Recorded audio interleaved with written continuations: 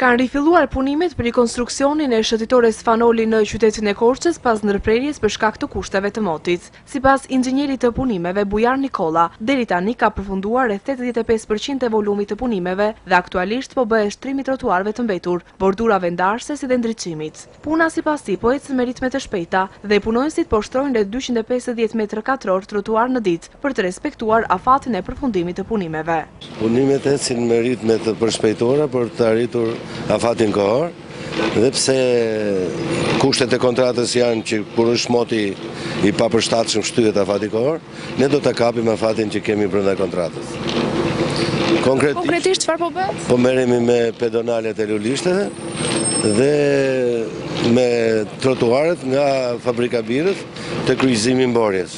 Njëkohësisht po merremi me përgatitjen e ndriçimit të bulevardit, i cili është në projekt. Sa përqind e punimeve janë kryer? Rreth 85% e punimeve janë të kryera. Pra po jepet si thua çdo ore fundit. Po. Po na plotësuar me elementet dekorative, ndriçimin? Po. Përfundimisht me mbarimin e trotuarëve do montohen edhe shtyllat edhe ndriçimi elektrik, të cilat janë të një cilësie shumë të lartë. Puna për rikonstruksionin e shëtitores Fanoli ka nisur në qershor të vitit të kaluar, një investim që ka vlerën e 1.330.000 euro.